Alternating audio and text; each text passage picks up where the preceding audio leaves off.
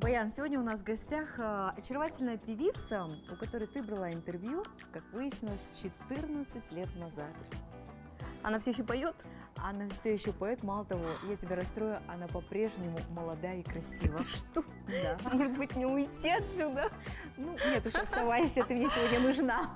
Добрый вечер, вы смотрите Sky Studio, с вами вновь Баян Есентаева, Динара Саджан. и наш сегодняшний гость, заслуженный деятель Республики Казахстан, очаровательная певица Дильназ Ахмадиева.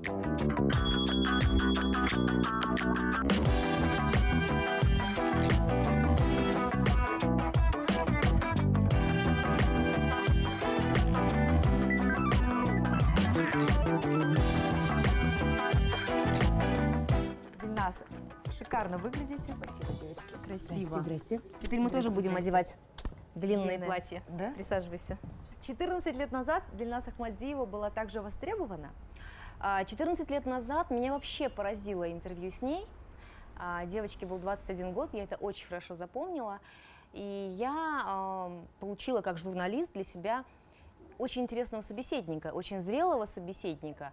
И знаешь, в чем фишка, да, того, что в 21 год Дильназ была очень, очень взрослой. Я потом поняла, она артистка с самого-самого детства.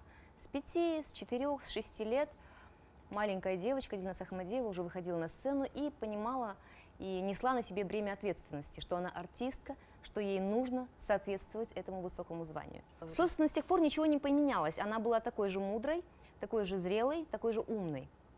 Поэтому, Дильназ, за все эти 14 лет я не сильно наблюдаю изменения в тебе, как в человеке, как в артисте. Ты очень стабильная.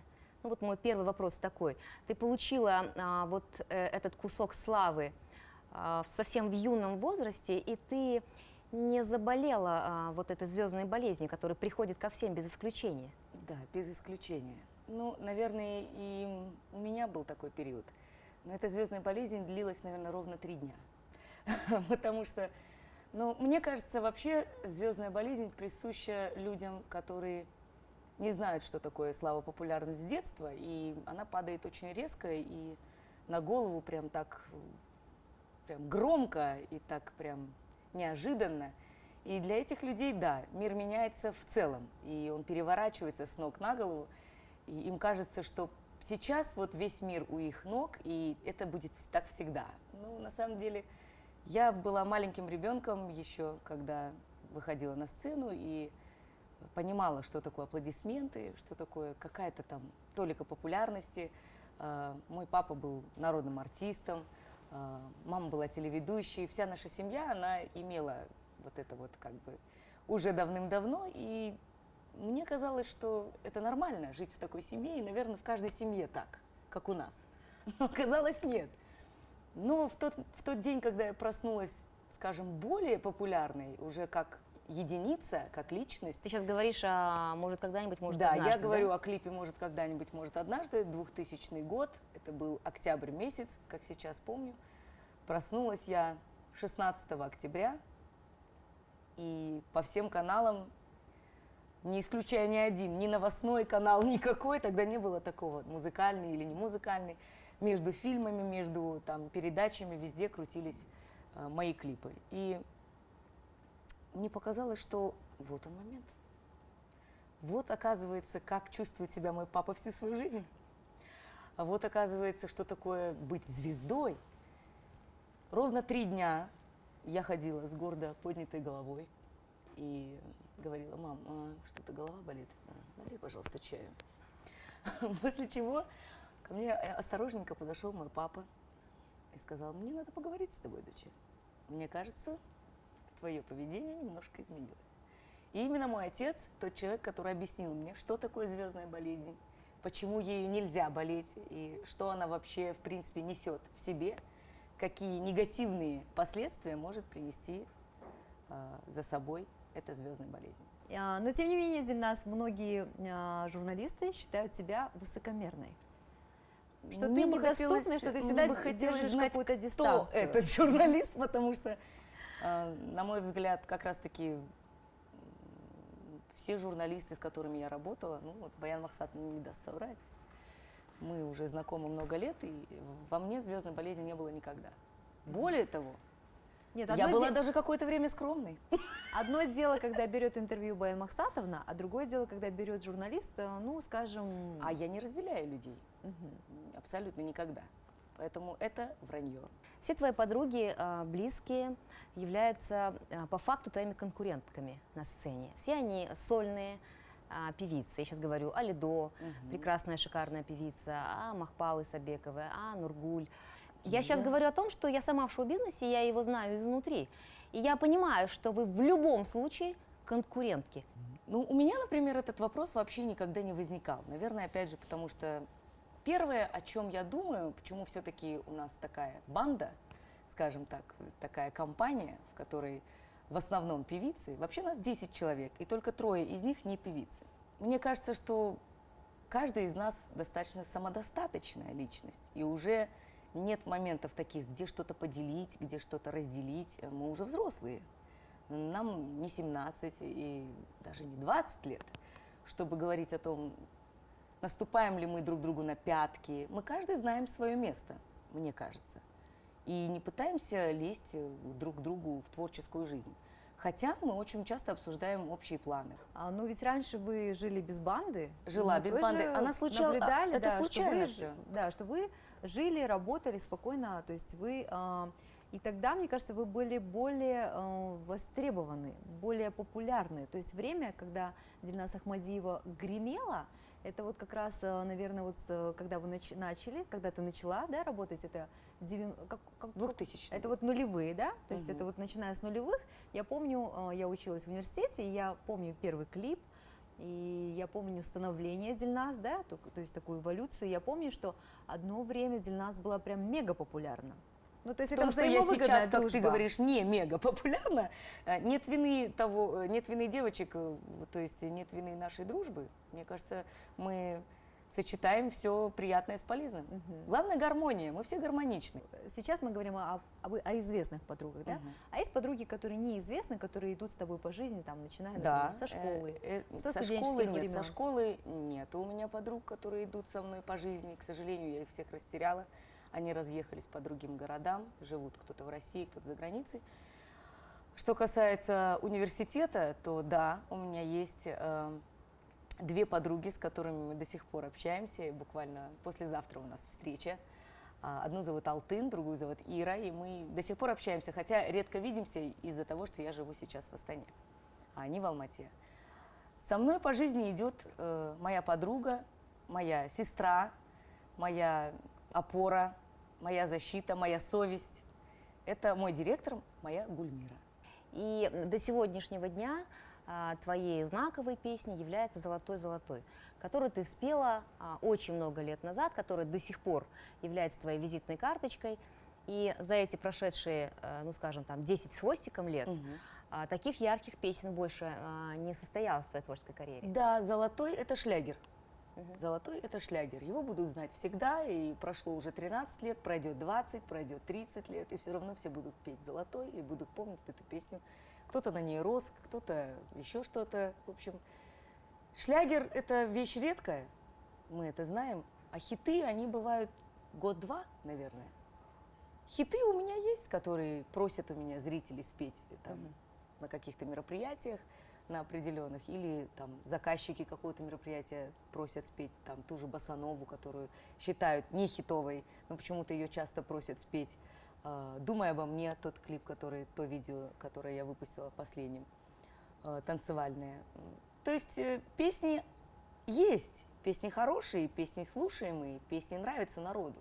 Шлягеров нет, это другой вопрос. Но шлягеров, я думаю, вообще мало у кого есть шлягеры у нас на казахстанской эстраде очень мало шлягеров.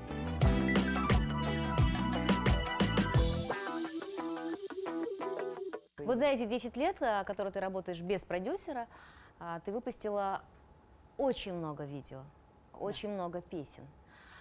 И складывалось такое впечатление, как будто ты вот бежишь за этим поездом. Ты выпускала 2 видео, 3 видео в год. Бывало, ты все время да. искала себя, ты искала песни, ты меняла стиль музыкальный. Да, мне нравится Вот это. зачем ты так гналась? И ты до сих пор, в общем-то, в этом состоянии. Такое впечатление, как будто ты не останавливаешься, твоя скорость не переключается ни с пятой, ни с четвертой, она все время стабильно тройка, да, Ну понимаешь, вот мне стабильно нравится эта третья скорость. стабильность. Мне Да. кажется, что вот эта стабильность говорит о том, что, во-первых, у меня нет такого творческого застоя, никогда у меня не было, этих депрессий, когда там тебя никто не хочет слушать, тебя не зовут на работу, там ты сидишь месяцами без работы или еще что-то, кризисы там всякие всевозможные. Но как-то меня это не коснулось. Мне нравится, я не могу сидеть на месте. Это мой характер, такой темперамент у меня. Я люблю работать, я люблю пробовать То есть это не разное, страх, новое. как вот Али нам сказал, что я всегда боюсь потерять волну. Ой, нет. Нет Что этого ты? страха? Нет, этого страха нет. Потому что если бы я... мне кажется, что и бояться-то уже нечего, в общем-то. Я стабильна на протяжении 15 лет, и 10 из них я работаю сама. Мне кажется, мне нечего бояться. Я вполне уверена в своих силах, в своем творческом потенциале на будущее. У меня очень много идей, и я знаю, что всему есть свое время. И я работаю, стараюсь просто выдавать порционно. Я бы могла вообще в один год выпустить 12 клипов, если бы позволяли, скажем, финансы и вообще, в принципе, все остальное, здоровье, физика и химия, как говорится. Но бояться того, что я что-то упущу или кто-то залезет на мою ступень, нет. Потому что я всегда считаю, что, как говорится, старикам почет, молодым дорогу, старикам почет. Мне кажется, Дильназ просто занимает какую-то свою нишу. Ну, И- я на ней никого не вижу, по Да. крайней мере, не знаю. То есть Может быть, конкуренции кто-то есть. нет, да? Нет, конкуренция, что такое конкуренция? Молодежь – это всегда конкуренция. И ты с ними не дружишь, кстати. Так они сами со мной не дружат, в общем-то. Я же не могу бегать за ними и говорить, давай дружить. Но я считаю, что раз ты младшая, наверное, тебе бы проще было бы подойти ко мне и сказать: Дильназ, вот я уважаю ваше творчество, или мне нравятся ваши глаза, или как вы смотрите налево, или смотрите направо. А давайте дружить. Я никогда не откажусь от попытки, скажем так. Но пока таких попыток не было. От молодежи такой попытки не было. То есть, Дильназ, ты себя уже относишь к таким ветеранам, да? Не ветераном, нет, я такое среднее поколение. Среднее сейчас. поколение, и ты считаешь, что вот молодежь должна вот все-таки к тебе на поклон. Нет, на поклон не нужно. Мы сейчас говорим о том, почему я с ними не дружу. На поклон не нужно ни в коем случае. Я очень уважаю молодых исполнителей, я всегда их поддерживаю. Я думаю, что они это знают, и, в принципе, они об этом сами мне говорят. А ученики есть? Ученики нет, я пока не думаю, что я могу научить кого-то чему-то. Почему? Ну, не знаю, я думаю, что если только маленьких детей, ну да. Ну, у тебя были попытки в продюсировании Да, команды. у меня была продюсерская такая деятельность небольшая, это был некоммерческий проект, он оказался провальным в плане коммерции, и я перестала работать над ним, потому что это просто забирало очень много денег. Но это была твоя ошибка? Нет, я считаю, что это была Но ты говоришь, что я возможность. продюсировала некоммерческий проект. Ты изначально как продюсер Изначально, как продюсер, я хотела попробовать себя в качестве продюсера, не чтобы понять, коммерческого проекта. да, чтобы понять, я знала, что Казахстан не поймет ту музыку, которую мы с ребятами делали, потому что музыка была на английском языке, вся абсолютно. Поэтому было понятно, что ко мне даже подходили журналисты и говорили: а вы знаете, вышла группа французская, называется «Самтуах». На самом деле группа называлась «Самтойр». Мы выпустили 2 клипа, абсолютно шикарных, на мой взгляд, и я получила рецензии даже из-за границы от своих друзей, из Америки, и таких гениальных композиторов и клипмейкеров. Ну, я считаю, что я сделала все для того, чтобы понять, могу ли я вообще этим заниматься или нет. Это был мой такой пробный шаг. Некоммерческим проектом я могу заниматься, потому что я отдаюсь больше творчеству, чем, скажем, бизнесу. Поэтому я не деловая женщина. Ну вот твои попытки собрать Girls Band, А чем Girls Band закончились? еще пока не закончились. Мы собрали Girls Band. Мы это кто? Мы, это я и Рано Умарова, мы с ней в сопродюсерстве работаем над этой группой. И сейчас, вот буквально сегодня, мы утвердили последний состав, который мы собирали 8 месяцев. Да, я все вот хотела почему спросить так у тебя, долго? откуда ты берешь поющих девочек? Я к тому, что я хотела собрать коллектив из девочек разных национальностей и обязательно поющих, ну, естественно, И симпатичных. обязательно потому поищешь что- на казахском языке, да? Ну, конечно, они должны прежде всего петь на казахском, ну и на других языках тоже. Нет, а почему вот сейчас, Дильназ, не кажется, что на рынке, вот именно попсовом, да, ну, вот на рынке шоу-бизнеса не осталось вообще практически, ну, то есть такой востребованности, да, как раньше, например. Раньше была группа 101 и пользовалась бешеной А популярностью. до этого была группа Яшлык. Да, да, до этого была группа Яшлык, группа 101, пели только на русском языке, и они пользовались огромной популярностью, и Эрик Тастембеков был продюсер №1 в Казахстане. Да. Сейчас новая волна казахскоязычной аудитории требует казахских песен, казахских хитов. Но И сейчас стало модно петь на казахском. Не могу с тобой согласиться, потому что я пою на русском языке. На казахском языке я тоже пою, но реже, намного реже, чем на русском. Поэтому и я все еще востребованная артистка, и у меня много гастролей и даже интервью. Ну, то есть таких певиц стало, мне кажется, меньше. Вот помнишь, мы как-то записывали интервью 2 года назад, и мы говорили о том, что когда Дильназ начинала, на сцене было всего Да, ну, там, около всего 10 да, артистов, по-моему. максимум. Максимум, да. И Ситура мы... Назарова, Гуля Тулегенова, дуэт Эль и я. Нурлан Абдуллин, то есть Ну, это Парвиз уже, да, Назаров. мужчины, уже И я девочек. мы пришли к выводу, что из вот этих людей осталось только вот на волне успеха Нурлан Абдуллин и Дильназ Ахмадиева.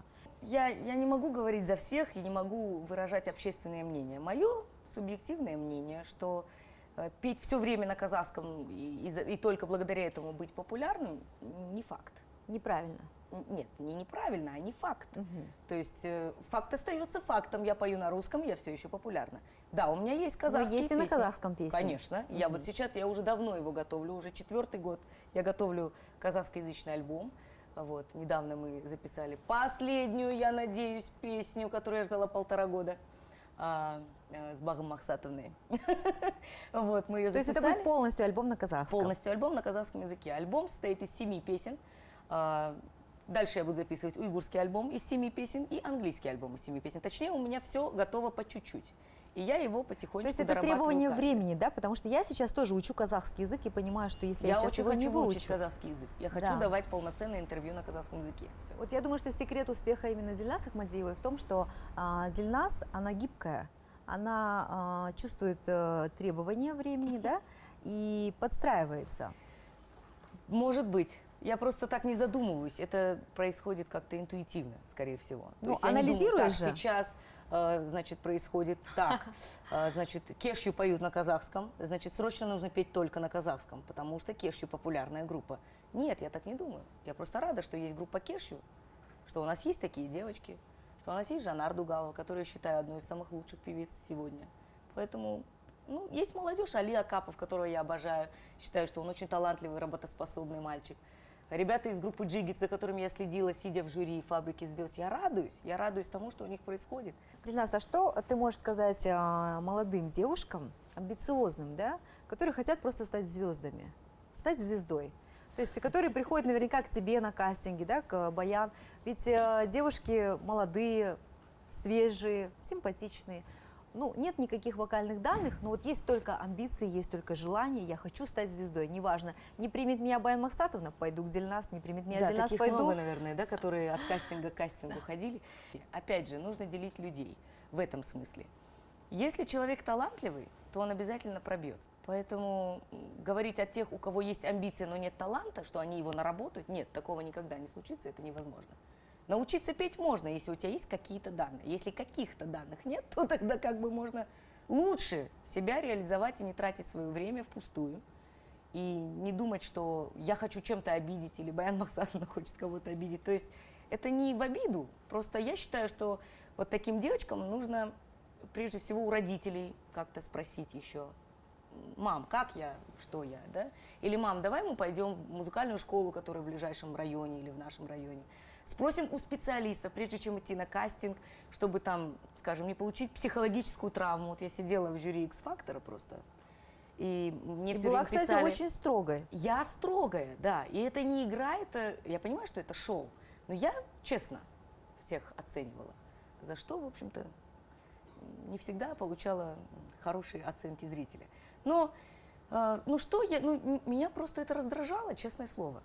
Меня раздражает, когда ребенок, даже, не знаю, пусть ему 17-18 лет, человек, мальчик, девочка, ни мальчик, ни девочка, неважно, кто на сцене стоит, а их там разных много, выходит и поют с такой уверенностью, абсолютно никак, никуда и ни в какую степь, после чего они говорят: а дайте мне возможность вторую спеть.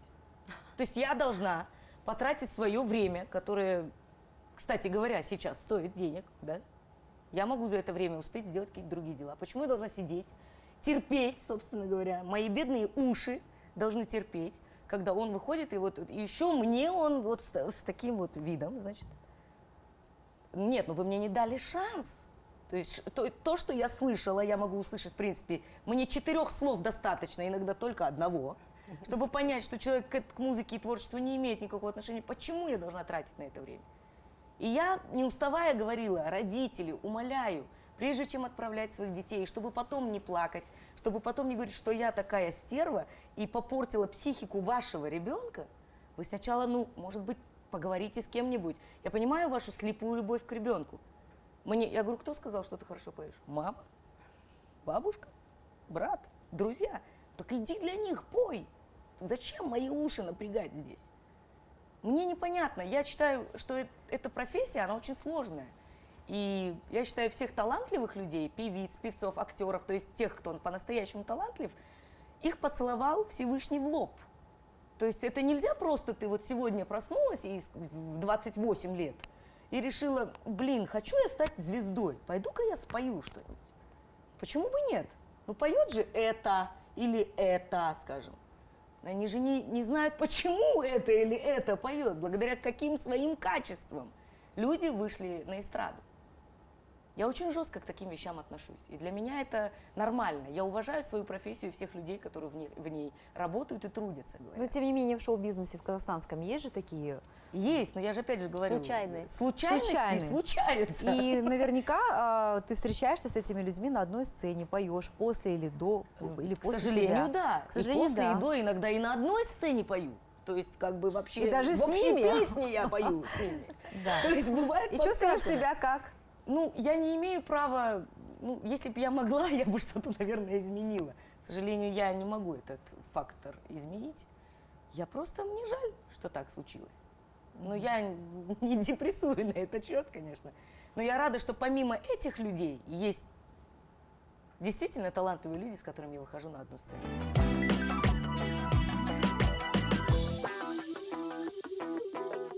Дильназ, как ты сама оцениваешь свое творчество? Чисто профессионально. В каком смысле? В профессиональном смысле. Как оценивать? Ну, допустим, Качество возьмем музыки? 100%, вложим туда все. Песни, аранжировки, хитовость, Скажу так, востребованность и так далее. правду сказать Правду так. скажи, Я как ты скажу оцениваешь свое правду, собственное конечно. творчество? Я певица. Когда говорят, что певица и музыкант это одно и то же, я говорю, что нет. Потому что музыкант это музыкант, певица это певица.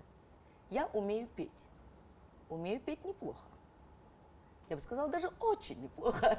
Но писать композиции я не умею, я не композитор. И никогда не пытаюсь лезть туда, куда меня не звали, собственно. Вот. Я не режиссирую клипы, я не режиссер. Я могу быть актрисой, да, могу, но я еще не доросла, видимо, внутренне до того момента, когда я смогу сказать, да, я хорошая актриса.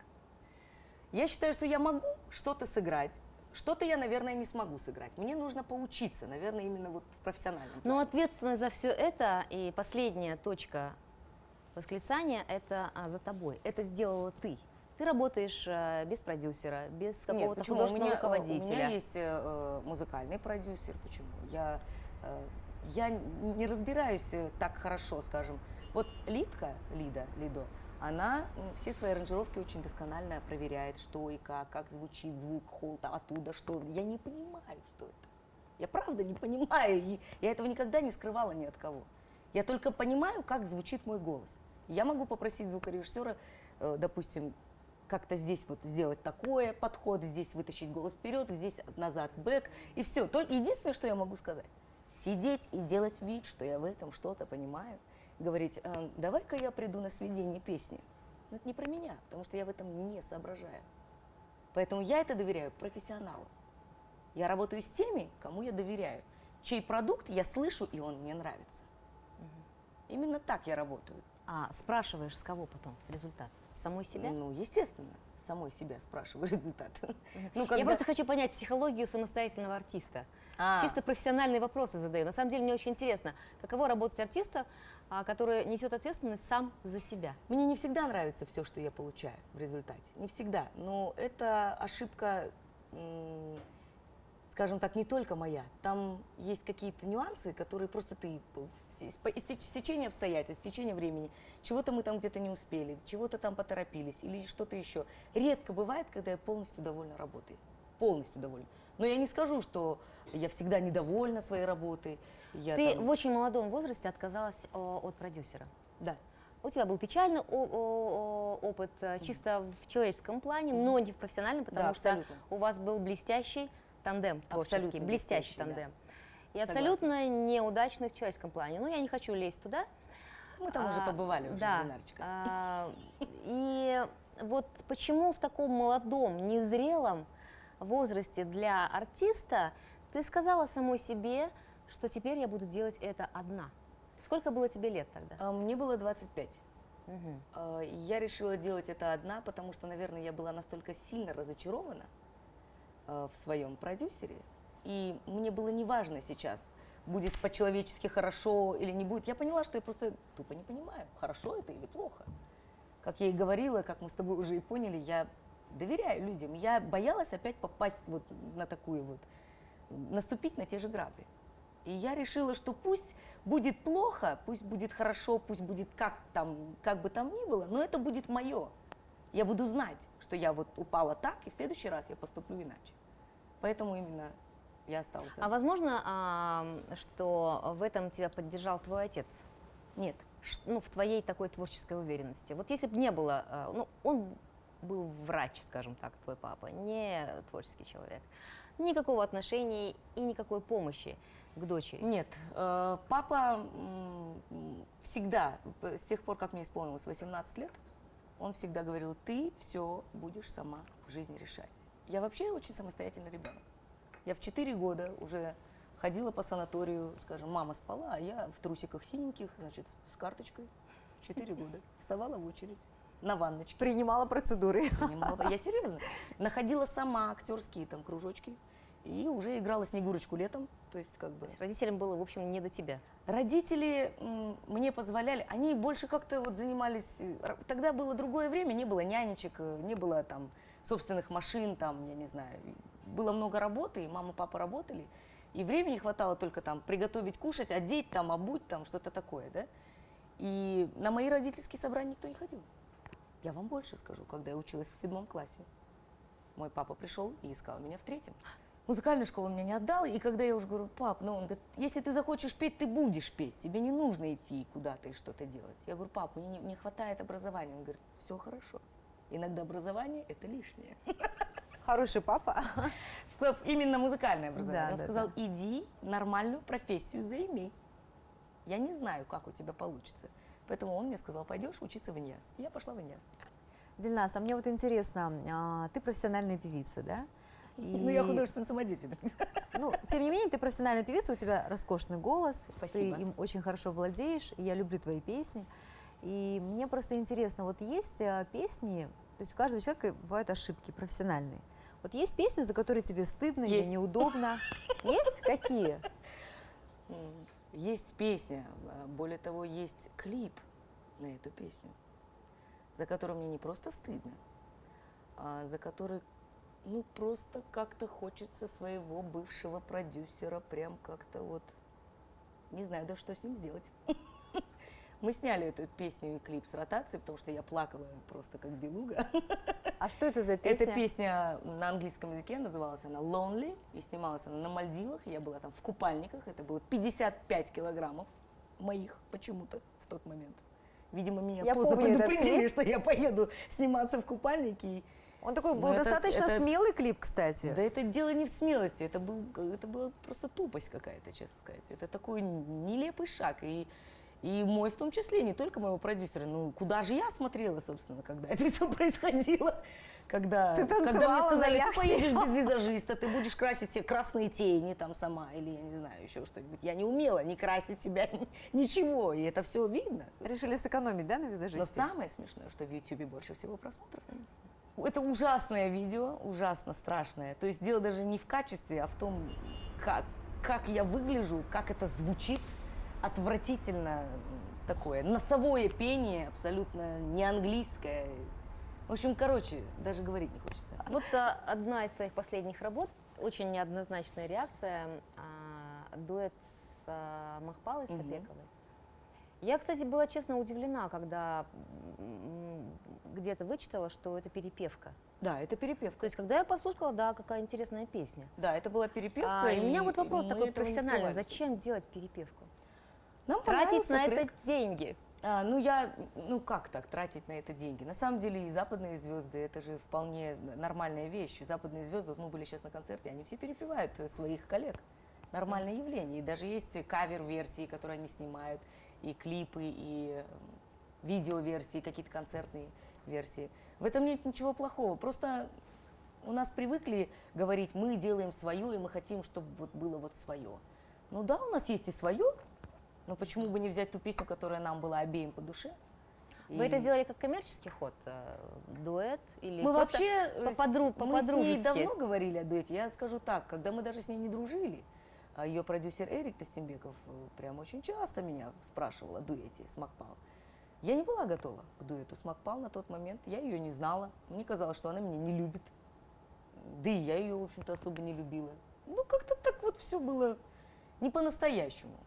А когда мы с ней как-то получилось, полетели вместе в Юрмалу, после чего, кстати говоря, и стали мы дружить, мы проговорили с ней целую ночь, без остановки, и почувствовали, и поняли, что между нами было очень много людей, которым очень-очень сильно хотелось, чтобы мы не общались, которым очень хотелось, чтобы между нами была какая-то конкуренция или там, я не знаю, что они хотели. Но мы поняли, что мы действительно родные души, мы можем друг друга, мы понимаем друг друга, мы болеем друг за друга. Она мне как младшая сейчас, по истечению 4 лет уже. 4 года мы близко дружим. И за это время я ни разу об этом не пожалела, и я надеюсь, что она тоже. Но дуэт почему-то случился тогда, когда и она ушла от своего продюсера.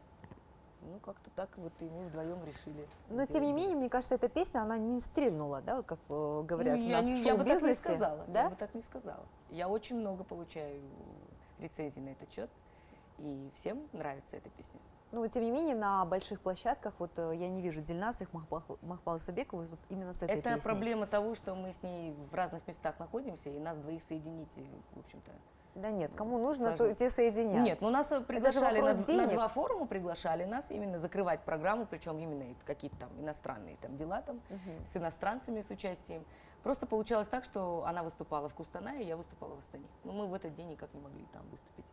А Нормально какая было. сейчас загруженность у Дильназ Ахмадиевой, вот, скажем, вот сейчас, да, то есть на Я дворе скажу, март, вот то есть январь, каждую неделю. Нет, январь-февраль у меня не было ни одного выступления. Точнее, я уезжала за границу 2 раза за эти 2 месяца, но именно выступления выпадали вот прям именно на те дни. Но если бы даже они были, это было бы всего 4 выступления за 2 месяца. А что такое? Я не знаю. Я думаю, что это касается сейчас практически Кризиса, да? всех артистов, ну, за исключением, наверное, некоторых очень популярных, мега популярных, к которым я сейчас уже не отношусь. Сейчас вот после того, как мы сделали благотворительную акцию в поддержку Жанны Саттаровой, на меня обрушились просто какие-то шквал просто негатива с такими, там, скажем, лозунгами. А чего вы не дадите денег, что у вас и в принципе у самой нет?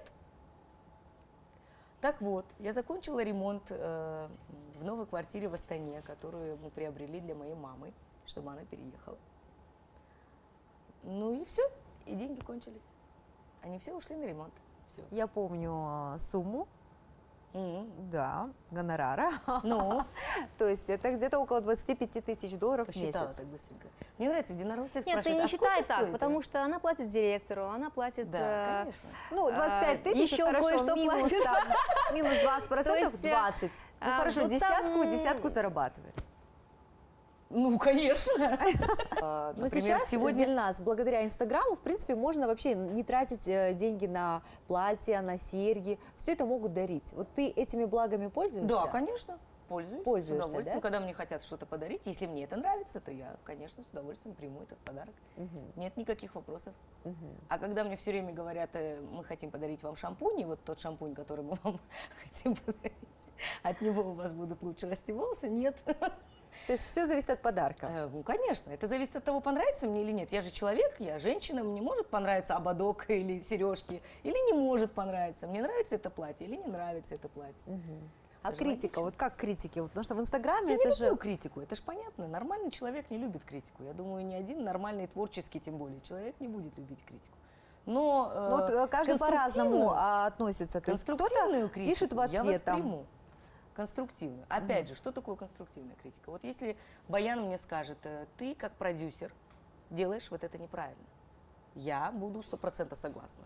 Но если Баян мне скажет, ты поешь вот здесь плохо, я скажу, вряд ли, ты знаешь лучше меня в этом. Вот в чем есть конструктивная критика и деструктивная. Я слушаю тех людей, которые в своем деле профессионалы, и они говорят свои там какие-то моменты, которые они замечают, скажем, со своей колокольни. И я вот буду прислушиваться к тем, потому что они знают это дело лучше, чем я. Дильназ, а кто у вас в семье доминирует?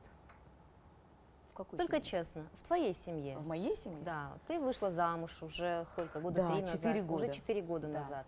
Мне, зная твой такой открытый, шебутной, громкий характер, мне трудно представить тебя тихой, Ну, ты зря, так ласковой. зря. Я говорю, я не видела. Варящий супчик для своего супруга, который откладывает все свои дела и говорит, нет, милая, я сегодня отменила выступление, потому что я хочу сделать тебе такой романтический, подарить тебе вечер. У нас сегодня 2 года или 3 года совместной жизни. Мне просто хочется представить тебя, какая ты дома. И мне всегда кажется, что ты все-таки доминанта в семейных отношениях. По жизни я лидер, конечно, это всегда было так, но здесь коса на камень, как говорится, потому что мой муж, но он бы и не был моим мужем просто, если бы он был другим. Попытки молодых людей получить меня в жены, там, скажем, до того, как появился мой супруг, были тщетны именно потому, что они понимали, что я доминирую. Они понимали, что я их съедаю, и что им со мной не справиться. А съедаешь как? Что значит съедаю?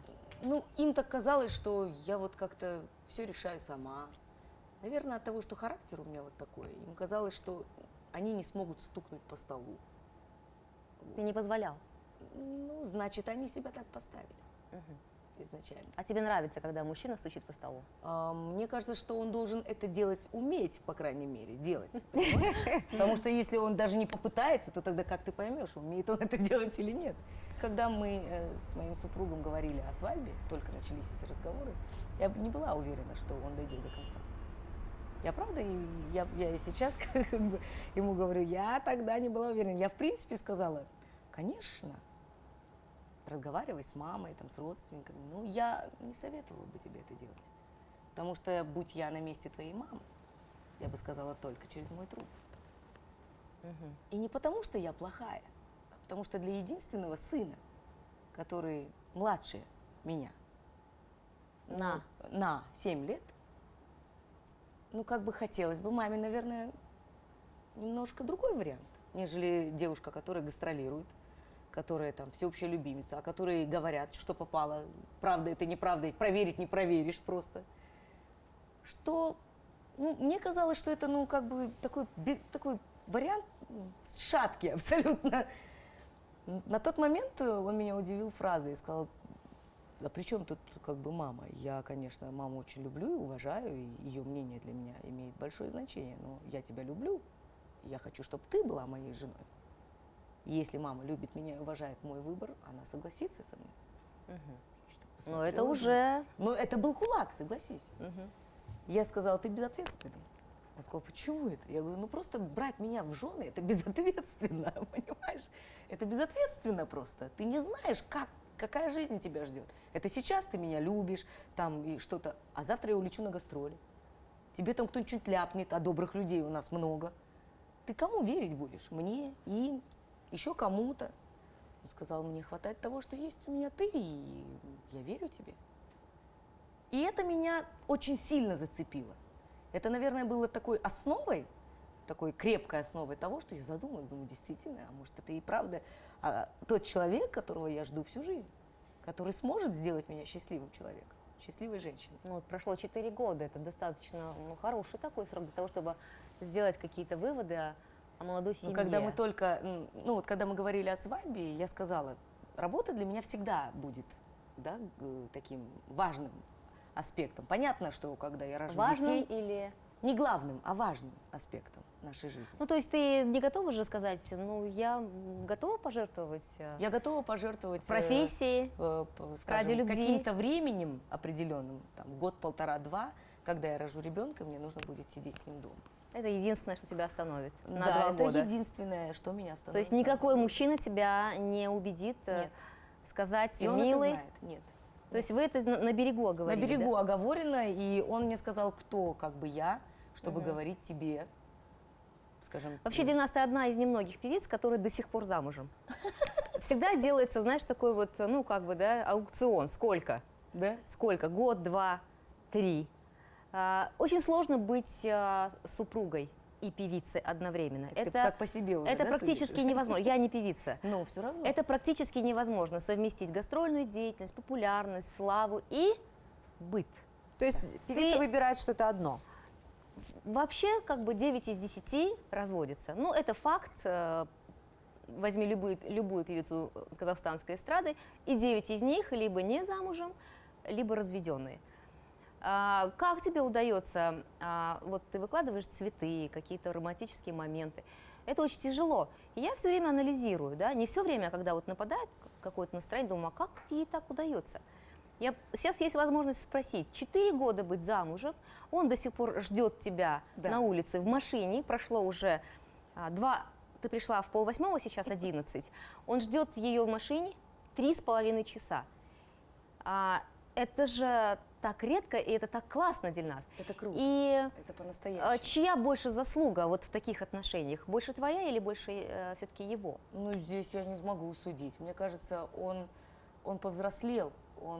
Поначалу у него были попытки каких-то, типа того, что ты домой вообще? Что такое? Ты где ходишь?